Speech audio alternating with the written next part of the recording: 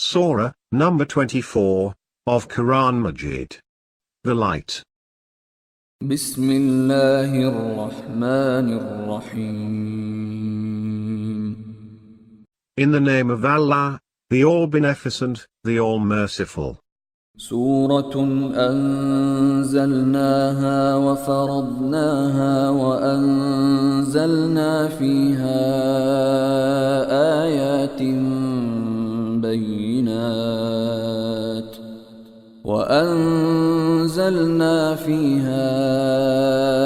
آيات بينات لعلكم تذكرون. This is a surah which we have sent down and prescribed, and we have sent down in it manifest signs so that you may take admonition. الزانية والزاني فاجلدوا كل واحد منهما 100 جلدة ولا تأخذكم بهما رأفة في دين الله إن كنتم تؤمنون بالله واليوم الآخر وليشهد عذابهما طائفة من المؤمنين. As for the fornicatress and the fornicator, strike each of them 100 lashes, and let not pity for them overcome you in Allah's law, if you believe in Allah and the last day, and let their punishment be witnessed by a group of the faithful. الزاني لا ينكح إلا زانية أو مشركة والزانية لا ينكحها إلا زان أو مشرك وحرم ذلك على المؤمنين. The fornicator will not marry anyone but a fornicatress or an idolatress, and the fornicatress will be married by none except a fornicator or an idolater, and that is forbidden to the faithful. والذين يرمون المحصنات ثم لم يأتوا ب4 شهداء فاجلدوهم 80 جلدة ولا تقبلوا لهم شهادة أبدا وأولئك هم الفاسقون. As for those who accuse chaste women and do not bring 4 witnesses, strike them 80 lashes, and never accept any testimony from them after that, and they are transgressors. إلا الذين تابوا من بعد ذلك وأصلحوا فإن الله غفور رحيم. Excepting those who repent after that and reform, for Allah is indeed all forgiving, all merciful. والذين يرمون أزواجهم ولم يكن لهم شهداء إلا أنفسهم فشهادة أحدهم 4 شهادات بالله إنه لمن الصادقين. As for those who accuse their wives of adultery, but have no witnesses except themselves, the testimony of such a man shall be a 4-fold testimony, sworn by Allah that he is indeed stating the truth. والخامسة أن لعنة الله عليه إن كان من الكاذبين. And a 5th oath, that Allah's wrath shall be upon him if he were lying. ويدرأ عنها العذاب أن تشهد 4 شهادات بالله إنه لمن الكاذبين. The punishment shall be averted from her by her testifying with 4 oaths, sworn by Allah that he is indeed lying. والخامسة أن غضب الله عليها إن كان من الصادقين. And a fifth oath, that Allah's wrath shall be upon her if he were stating the truth. ولولا فضل الله عليكم ورحمته وأن الله تواب حكيم. Were it not for Allah's grace and his mercy upon you, and that Allah is all clement, all wise. إن الذين جاءوا بالإفك عصبة منكم لا تحسبوه شرا لكم بل هو خير لكم لكل امرئ منهم ما اكتسب من الإثم والذي تولى كبره منهم له عذاب عظيم. Indeed, those who initiated the calumny are a group from among yourselves. Do not suppose it is bad thing for you. No, it is for your good. Each man among them bears the onus for his share in the sin, and as for him who assumed its major burden from among them, there is a great punishment for him. لولا إذ سمعتموه ظن المؤمنون والمؤمنات بأنفسهم خيرا وقالوا هذا إفك مبين. When you first heard about it, why did not the faithful, men and women, think well of their folks, and say, this is an obvious calumny? لولا جاءوا عليه بأربعة شهداء فإذ لم يأتوا بالشهداء فأولئك عند الله هم الكاذبون. Why did they not bring 4 witnesses to it? So when they could not bring the witnesses, they are liars in Allah's sight. ولولا فضل الله عليكم ورحمته في الدنيا والآخرة لمسكم فيما أفضتم فيه عذاب عظيم. Were it not for Allah's grace and his mercy upon you in this world and the hereafter, there would have befallen you a great punishment for what you ventured into. إذ تلقونه بألسنتكم وتقولون بأفواهكم ما ليس لكم به علم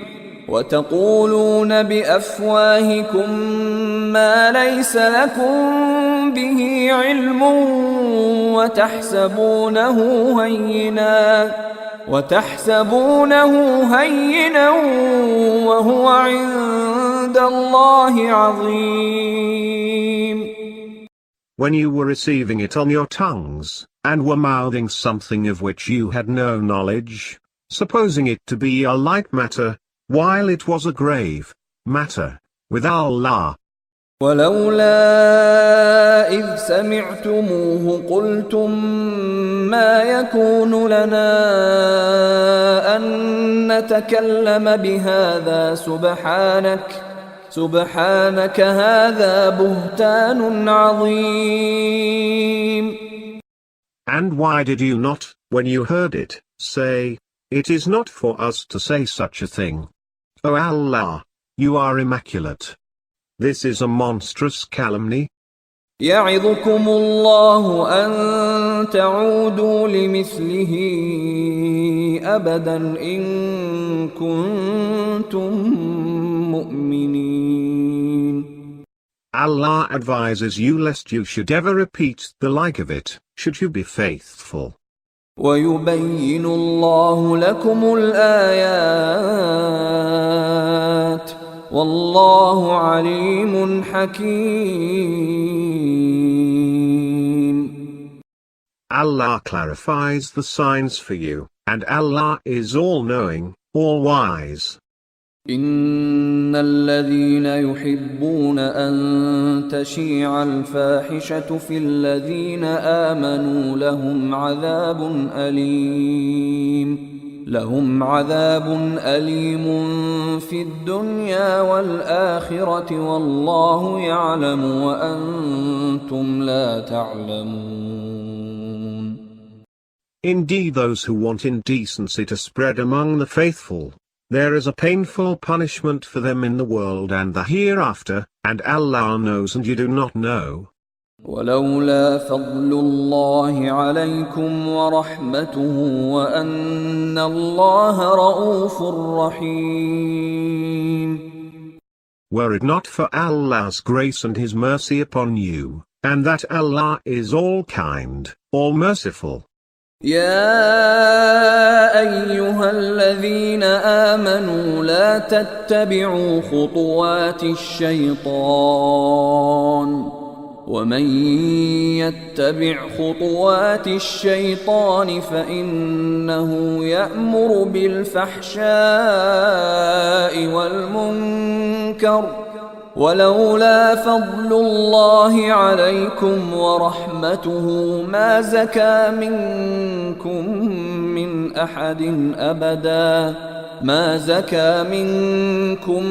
من أحد أبدا ولكن الله يزكي من يشاء والله سميع عليم.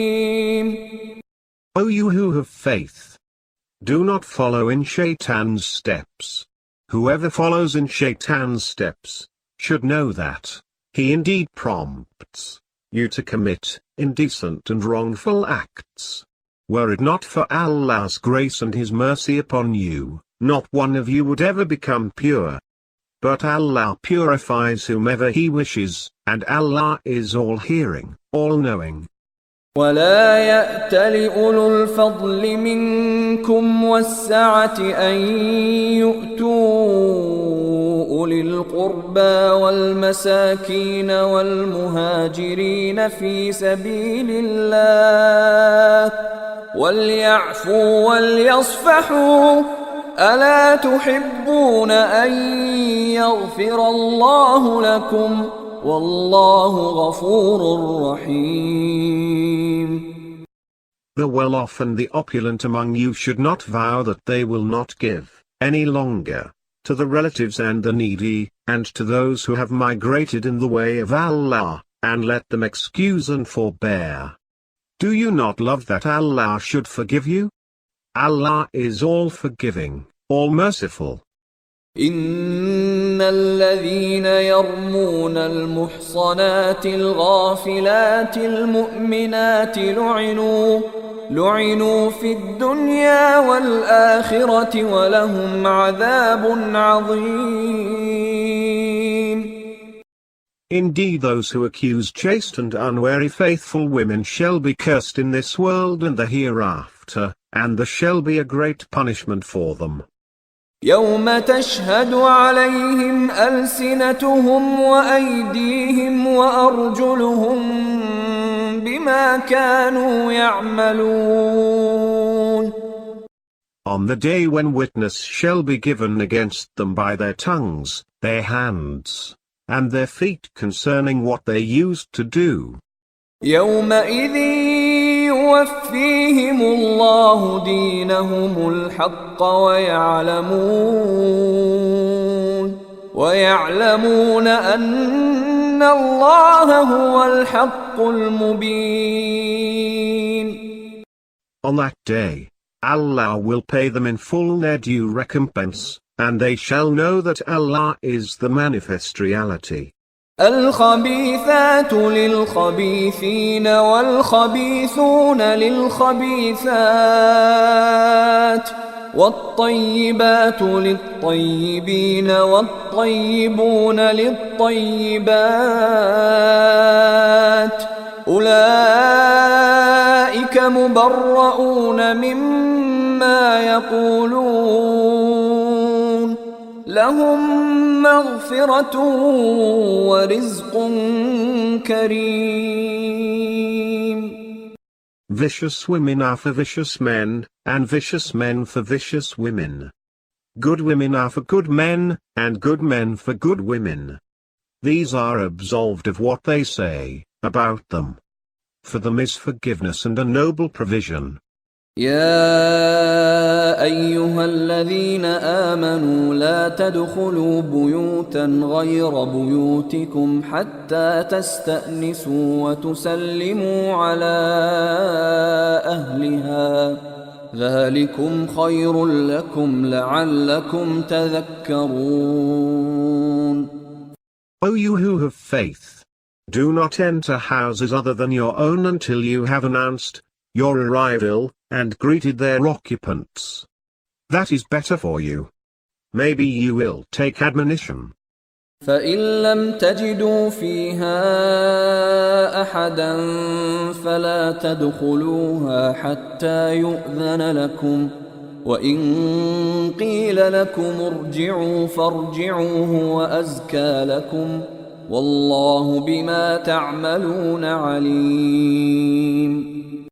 But if you do not find anyone in them, do not enter them until you are given permission. And if you are told, turn back, then do turn back. That is more decent for you. Allah knows best what you do. ليس عليكم جناح أن تدخلوا بيوتا غير مسكونة فيها متاع لكم والله يعلم ما تبدون وما تكتمون.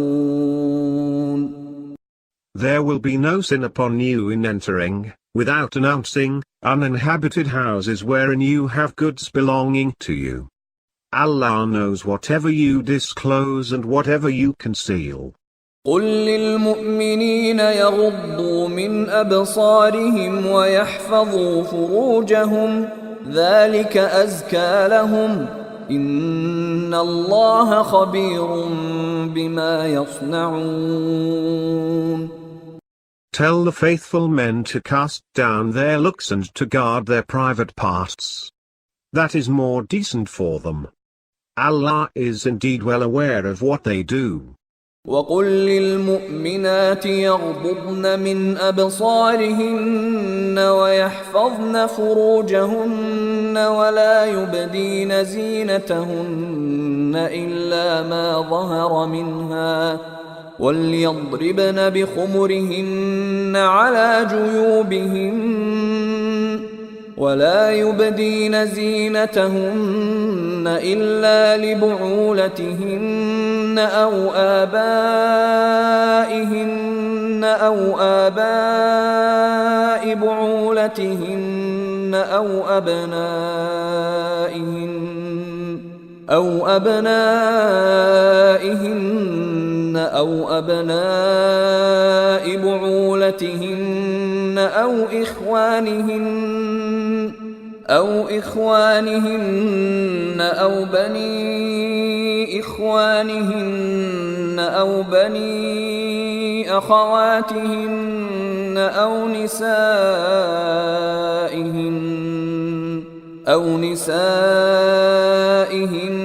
أو ما ملكت أيمانهن أو التابعين غير أولي الإربة من الرجال أو الطفل الذين لم يظهروا على عورات النساء ولا يضربن بأرجلهن ليعلم ما يخفين من زينتهن وتوبوا إلى الله جميعا أيها المؤمنون لعلكم تفلحون. And tell the faithful women to cast down their looks and to guard their private parts, and not to display their charms beyond what is acceptably visible, and let them draw their scarfs over their bosoms, and not display their charms except to their husbands, or their fathers, or their husbands' fathers, or their sons, or their husbands' sons, or their brothers' sons, or their sisters' sons, or their women, or their slave girls, or male dependents lacking sexual desire, or children who are not yet conscious of female sexuality. And let them not thump their feet to make known their hidden ornaments. Rally to Allah in repentance, O faithful, so that you may be felicitous. وأنكحوا الأيام منكم والصالحين من عبادكم وإمائكم إن يكونوا فقراء يغنهم الله من فضله والله واسع عليم. Marry off those who are single among you, and the upright among your male and female slaves. If they are poor, Allah will enrich them out of His grace, and Allah is all bounteous, all-knowing.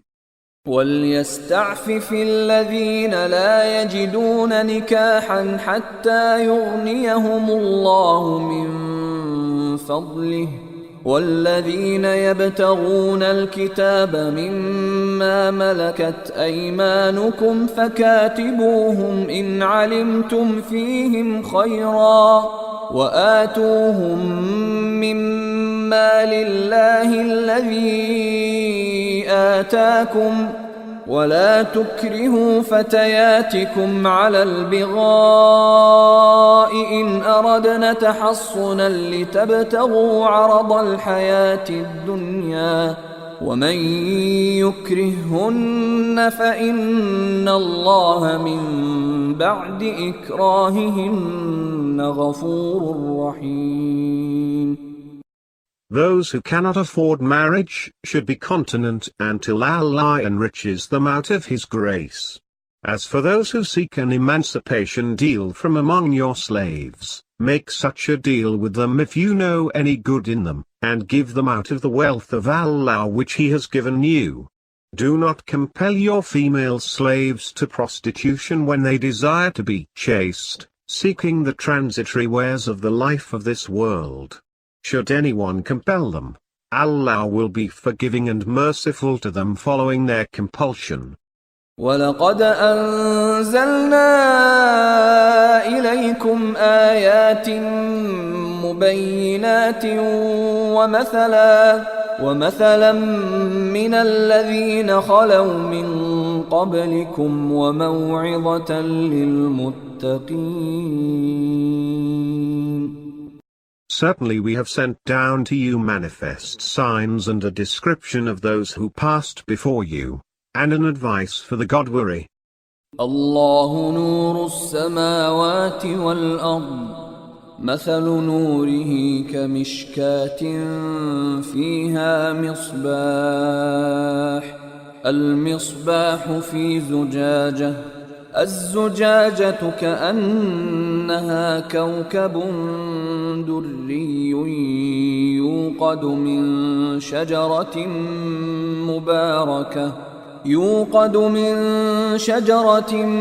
مباركة زيتونة لا شرقية ولا غربية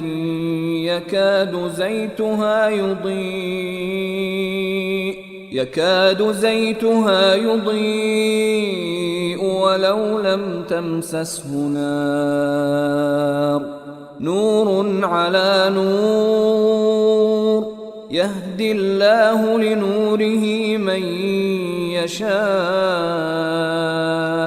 ويضرب الله الأمثال للناس والله بكل شيء عليم.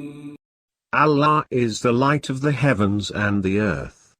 The parable of His light is a niche wherein is a lamp. The lamp is in a glass, the glass as it were a glittering star, lit from a blessed olive tree, neither eastern nor western, whose oil almost lights up, though fire should not touch it. Light upon light. Allah guides to His light whomever He wishes. Allah draws parables for mankind, and Allah has knowledge of all things. في بيوت أذن الله أن ترفع ويذكر فيها اسمه يسبح له فيها بالغدو والآصال. In houses Allah has allowed to be raised and wherein His name is celebrated, He is glorified therein, morning and evening. رجال لا تلهيهم تجارة ولا بيع عن ذكر الله وإقام الصلاة وإيتاء الزكاة يخافون يوما تتقلب فيه القلوب والأبصار. By men whom neither trade nor bargaining distracts from the remembrance of Allah and the maintenance of prayer and the giving of zakat. They are fearful of a day wherein the hearts and the sights will be transformed. ليجزيهم الله أحسن ما عملوا ويزيدهم من فضله والله يرزق من يشاء بغير حساب. So that Allah may reward them by the best of what they have done, and enhance them out of His grace, and Allah provides for whomever He wishes without any reckoning. والذين كفروا أعمالهم كسراب بقيعة يحسبه الظمآن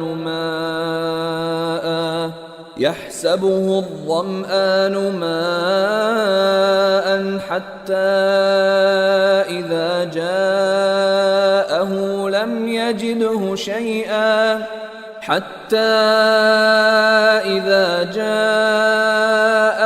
لم يجده شيئا ووجد الله عنده فوفاه حسابه والله سريع الحساب. As for the faithless, their works are like a mirage in a plain, which the thirsty man supposes to be water. When he comes to it, he finds it to be nothing, but there he finds Allah, who will pay him his full account, and Allah is swift at reckoning. أو كظلمات في بحر لج يغشاه موج من فوقه سحاب ظلمات بعضها فوق بعض إذا أخرج يده لم يكد يراها ومن لم يجعل الله له نورا فما له من نور. Or like the manifold darkness in a deep sea, covered by billow upon billow, overcast by clouds, manifold layers of darkness, one on top of another. When he brings out his hand, he can hardly see it. One whom Allah has not granted any light has no light. ألم تر أن الله يسبح له من في السماوات والأرض والطير صافات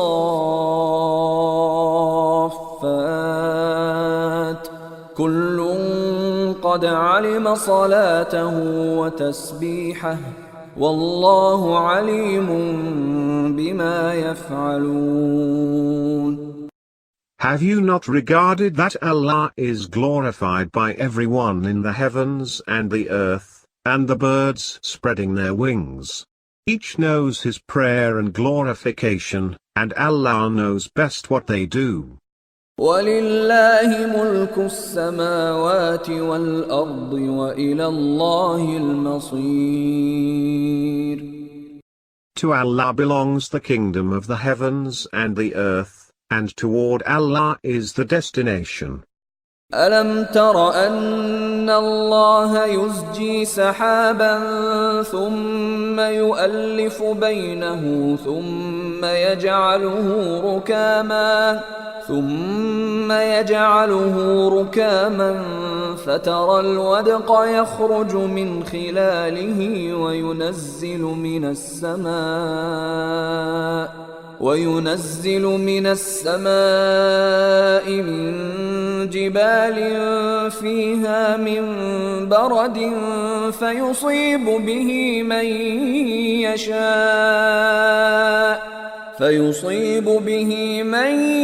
يشاء ويصرفه عن من يشاء يكاد سنا برقه يذهب بالأبصار.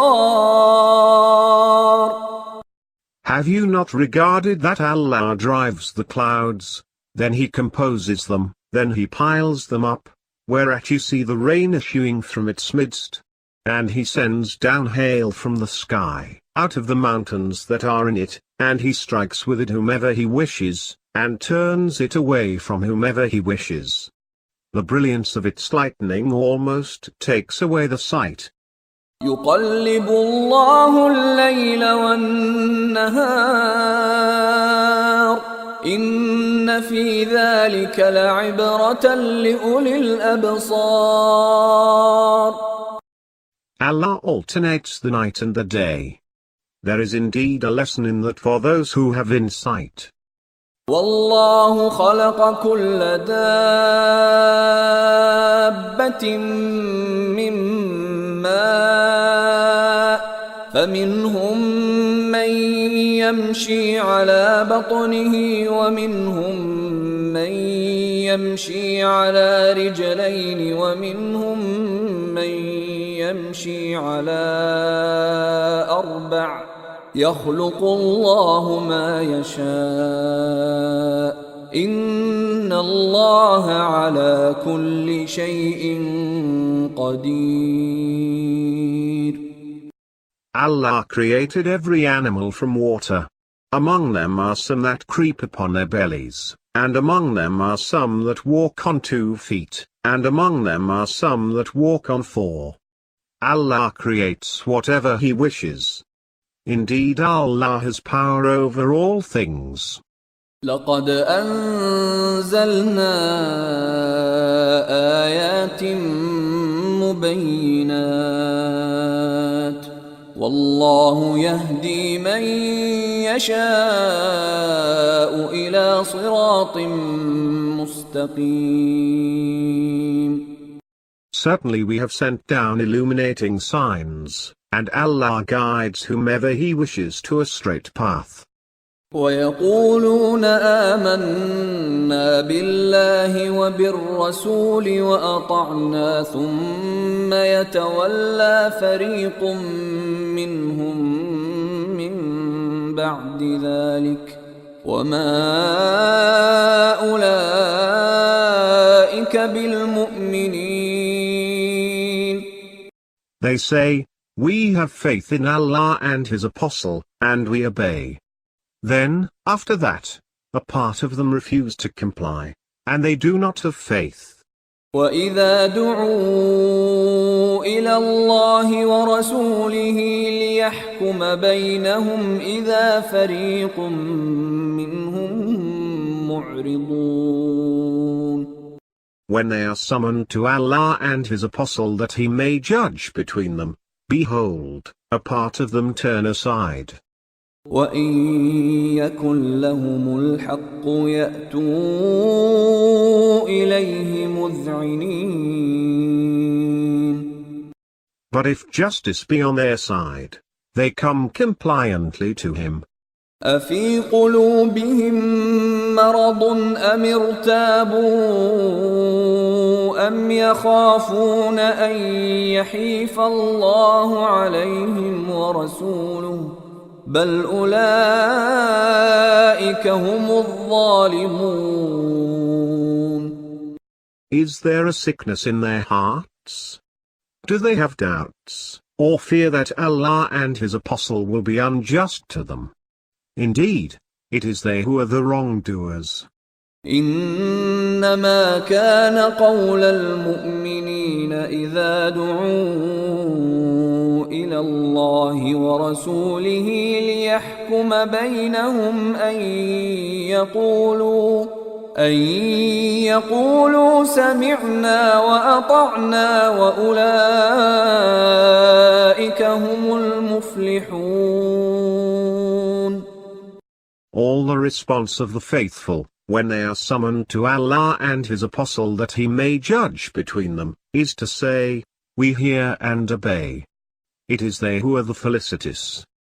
ومن يطع الله ورسوله ويخشى الله ويتقه فأولئك هم الفائزون.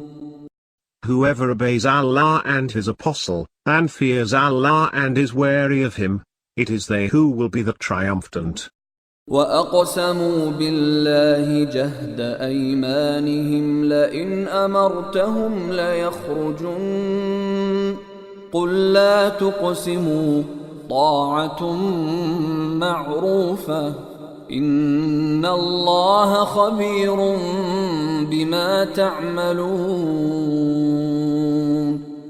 They swear by Allah with solemn oaths that if you order them they will surely march out. Say, do not swear.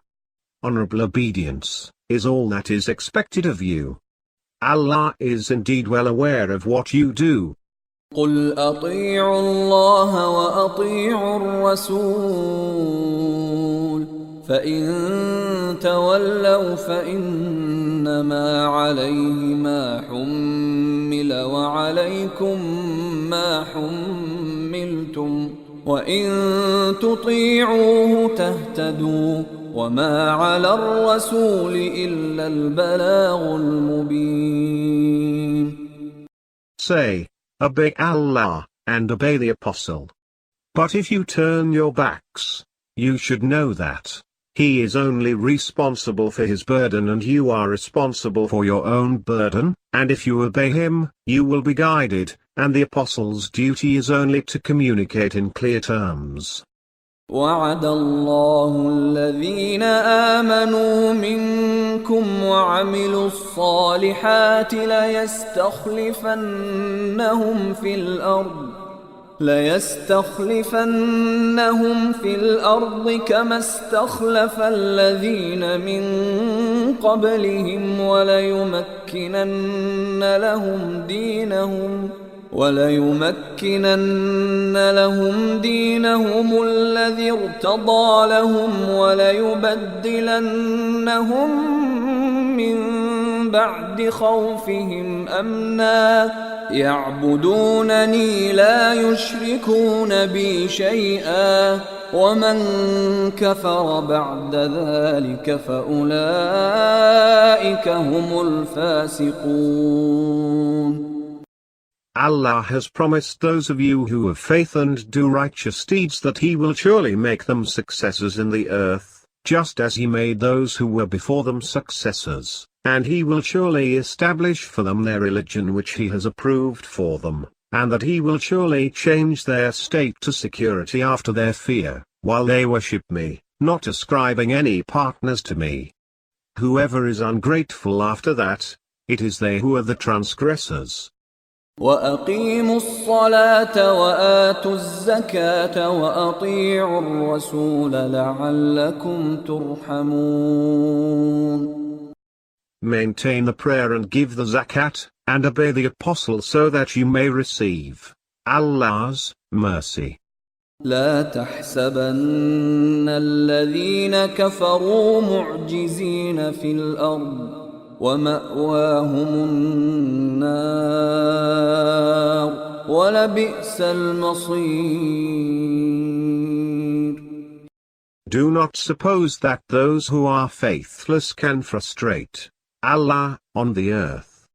Their refuge shall be the fire, and it is surely an evil destination. يا أيها الذين آمنوا ليستأذنكم الذين ملكت أيمانكم والذين لم يبلغوا الحلم منكم 3 مرات من قبل صلاة الفجر وحين تضعون ثيابكم من الظهيرة ومن بعد صلاة العشاء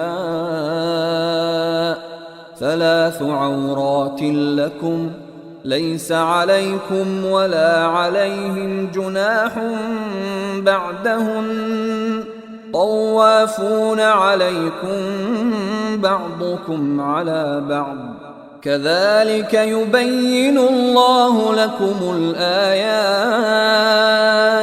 والله عليم حكيم. O you who have faith! Your slaves and any of you who have not yet reached puberty should seek your permission 3 times, before the dawn prayer, and when you put off your garments at noon, and after the night prayer. These are 3 times of privacy for you. Apart from these, it is not sinful of you or them to frequent one another, freely. Thus does Allah clarify the signs for you, and Allah is all-knowing, all-wise. وَإِذَا بَلَغَ الْأَطْفَالُ مِنكُمُ الْحُلُمَ فَلْيَسْتَأْذِنُوا كَمَا اسْتَأْذَنَ الَّذِينَ مِن قَبْلِهِمْ كَذَلِكَ يُبَيِّنُ اللَّهُ لَكُمْ آيَاتِهِ وَاللَّهُ عَلِيمٌ حَكِيمٌ. When your children reach puberty, let them ask permission, at all times, just as those who grew up before them asked permission. Thus does Allah clarify His signs for you, and Allah is all-knowing, all-wise. والقواعد من النساء اللاتي لا يرجون نكاحا فليس عليهن جناح أن يضعن ثيابهن غير متبرجات بزينة وأن يستعففن خير لهن والله سميع عليم. As for women advanced in years who do not expect to marry, there will be no sin upon them if they put off their cloaks, without displaying their adornment. But it is better for them to be modest, and Allah is all-hearing, all-knowing. ليس على الأعمى حرج ولا على الأعرج حرج ولا على المريض حرج ولا على أنفسكم أن تأكلوا من بيوتكم أو بيوت آبائكم أو بيوت أمهاتكم أو بيوت إخوانكم أو بيوت أخواتكم أو بيوت أعمامكم أو بيوت عماتكم أو بيوت أخوالكم أو بيوت خالاتكم أو ما ملكتم مفاتحه أو صديقكم. ليس عليكم جناح أن تأكلوا جميعا أو أشتاتا فإذا دخلتم بيوتا فسلموا على أنفسكم تحية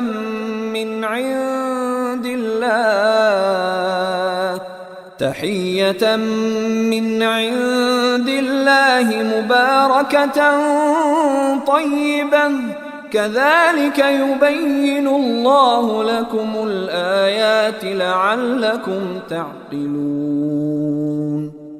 There is no blame upon the blind, nor any blame upon the lame, nor any blame upon the sick, nor upon yourselves if you eat from your own houses, or your father's houses, or your mother's houses, or your brother's houses, or your sister's houses, or the houses of your paternal uncles, or the houses of your paternal aunts, or the houses of your maternal uncles, or the houses of your maternal aunts, or those whose keys are in your possession, or those of your friends. There will be no blame on you whether you eat together or separately. So when you enter houses, greet yourselves with a salutation from Allah, blessed and good. Thus does Allah clarify His signs for you so that you may exercise your reason. إنما المؤمنون الذين آمنوا بالله ورسوله وإذا كانوا معه على أمر جامع لم يذهبوا حتى يستأذنوه إن الذين يستأذنونك أولئك الذين يؤمنون بالله ورسوله فإذا استأذنوك لبعض شأنهم فأذن لمن شئت منهم واستغفر لهم الله إن الله غفور رحيم. Indeed the faithful are those who have faith in Allah and His Apostle, and when they are with Him in a collective affair, they do not leave until they have sought His permission.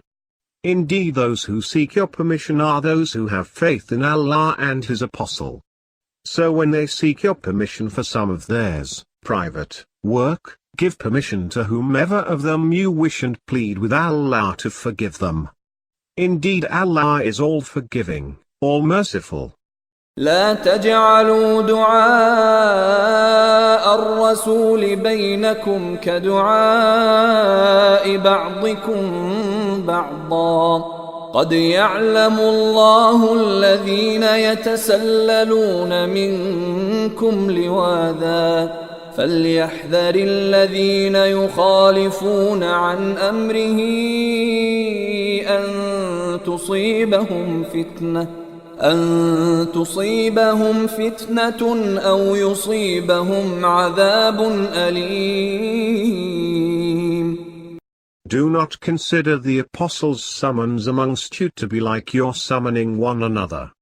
Allah certainly knows those of you who slip away shielding one another.